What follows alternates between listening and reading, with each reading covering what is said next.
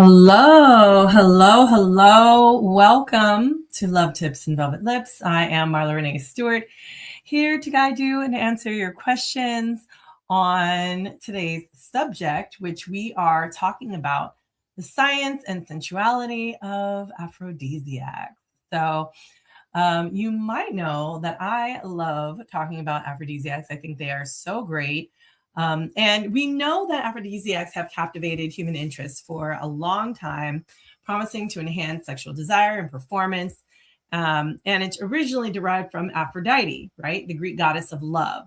So these foods, they could be everyday foods, they could be exotic herbs, they could be all sorts of things, right? Just something even a little tantalizing that says, hey, I'm sexy, right? But really, you have to think about, what does science actually say about their effectiveness? Is there actual truth to aphrodisiacs, and what does that mean? And also, how do we make it useful for what we desire, right? If we're having low libido or we want to increase someone else's libido, what are the ways that we can make that happen for us, right? So when we think about what are aphrodisiacs, these are foods, they're herbs, they're substances believed to stimulate desire, right? Increase your libido and hopefully enhance pleasure. And so throughout history, there's different various items, right? We've talked about oysters or chocolates have been reputed to possess, right, these enticing properties.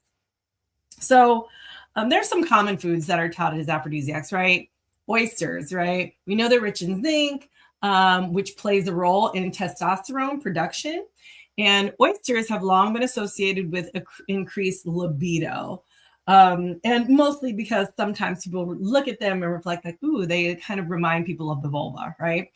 However, when we think about the actual scientific evidence supporting their aphrodisiac qualities, it's very, very limited. So again, yes, zinc is great for testosterone production, but is it really an aphrodisiac?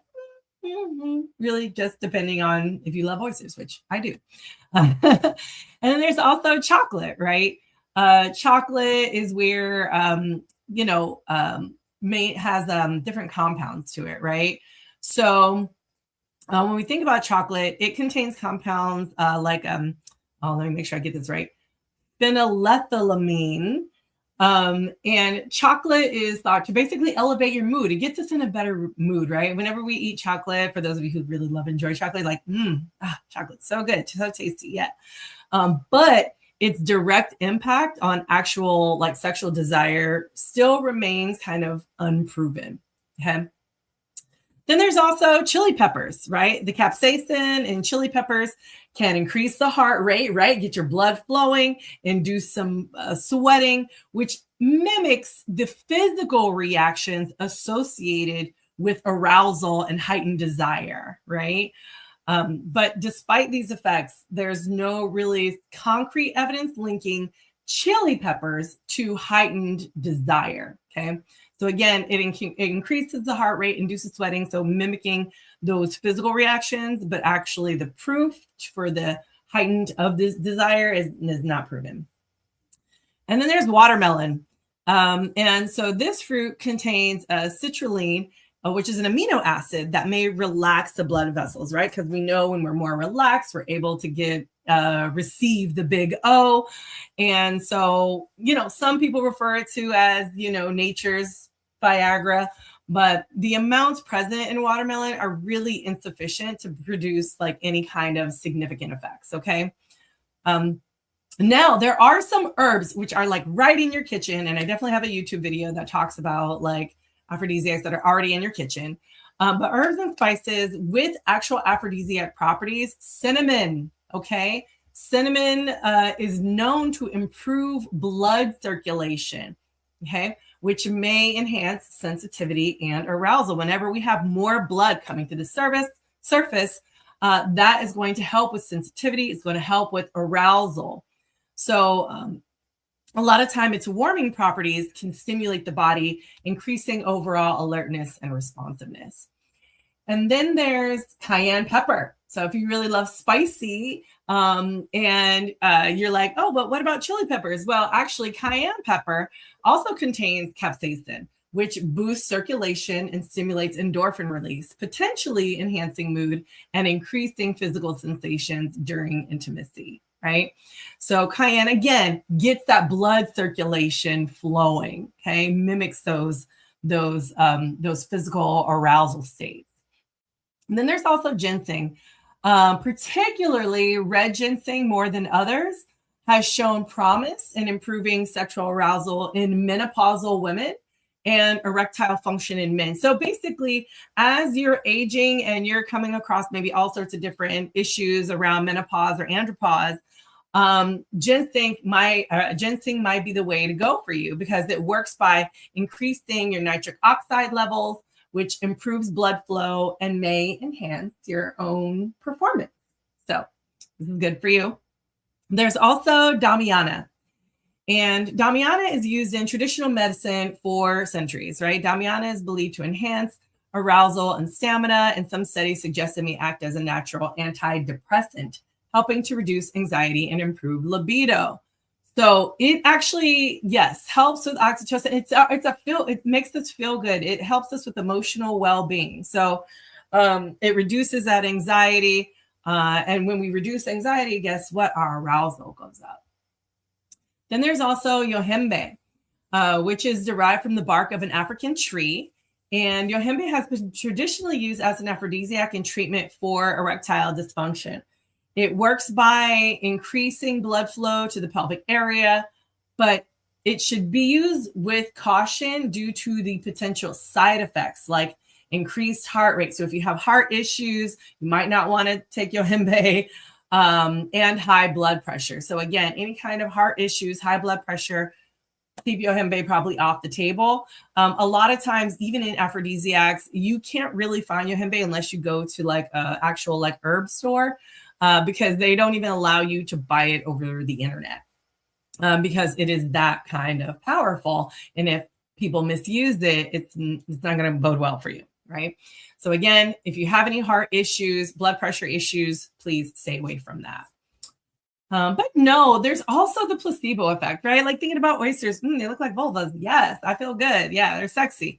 The belief in a substance's ability to enhance desire can sometimes be just as powerful as the substance itself, okay? The placebo effect is real. So it highlights the significant role that psychology plays in arousal and performance. So in many cases, the anticipation and belief in the effectiveness of an aphrodisiac can lead to perceived improvements in your libido.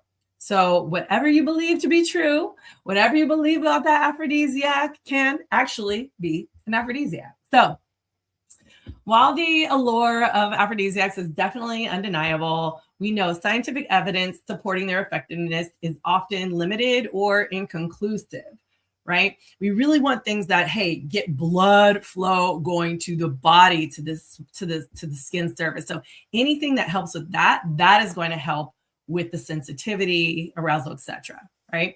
So understand it's essential to approach these substances with a critical mind.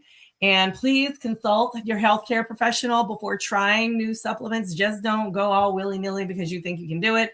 Please ask your healthcare professionals first, especially if you have an underlying health condition or are taking other medications, okay? It's really, really important that you prioritize your health above all. So again, if you're interested in exploring this topic a little bit further, you want to know about any more aphrodisiacs, I have a wonderful YouTube video that talks all about it. I'm in my kitchen. I talk all about the aphrodisiacs. So please go and check that out on this YouTube channel, or you can go to my blog and you can see it there. So if you're not on my email list, please make sure you're on my email list, because the video is definitely in there and you'll be able to see kind of all the things that goes on with aphrodisiacs. So thank you all for joining me today. If you have a question, please make sure that you check out or DM me any kind of questions that you may have. You can also, if you haven't downloaded your erotic activity bucket list, please make sure you go and do that. And all you have to do is go to velvetlips.kit.com/VL bucket list. And of course, you can always just go to my link in bio. That always has all of my links there to show you everything that's happening. So tomorrow, I will be doing my splashing class, squirting class. So if you have not signed up for that, please make sure you sign up. If you are like, I just want to view the class anytime, you can always go to my website, velvetlipsexed.com/shop, and view the class anytime you desire. So, but if you want some real time feedback, I'm happy to provide that if you want to be live with me tomorrow night. So this weekend, I'm super excited. I will be at Starship in Starship Enterprises of Roswell. So if you are in the Atlanta area and you want to come see me and you want to talk about the backdoor blueprint, which is, the back door, we're going to go over all sorts of toys and whatnot to talk about all of those different fun things. So again, please come and check me out at Starship Enterprises of Roswell. I'll be there this weekend, talk about the backdoor blueprint and how to make that, sexy. And I think that's it. All right, y'all. So thank you all for joining me today. And please, again, if you have questions, please feel free to send them to me, DM me, and I will answer them the next time that I'm here. So, all right, y'all. Have a wonderful, wonderful rest of your week, and we'll talk soon. All right. Bye.